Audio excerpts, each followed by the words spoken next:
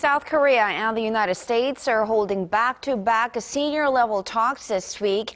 A senior U.S. delegation was in Seoul for disarmament talks, and dealing with future cyber attacks from North Korea was one of the key issues on the table. Our Hwang Sung-hee tells us more. U.S. Undersecretary of State Rose Gottemoeller says North Korea's cyber attack on Sony Pictures last year has brought Seoul and Washington even closer together, extending their strong alliance to the area of cybersecurity.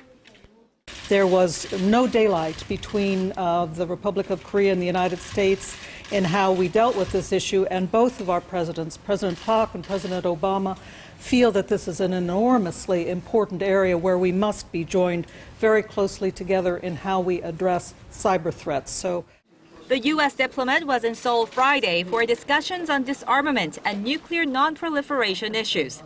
When asked whether President Barack Obama's comment about the collapse of North Korea was part of U.S. retaliation against future cyber attacks, she said the new executive order reflects the president's commitment. President Obama said in a recent YouTube interview that the spread of information via the internet will eventually lead the North Korean regime to collapse.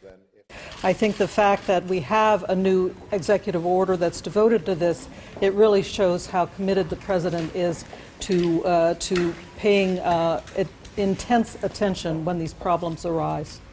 South Korea and the U.S. are planning to hold a round of annual cybersecurity talks in Washington in the coming months, which will be their first such meeting since last February.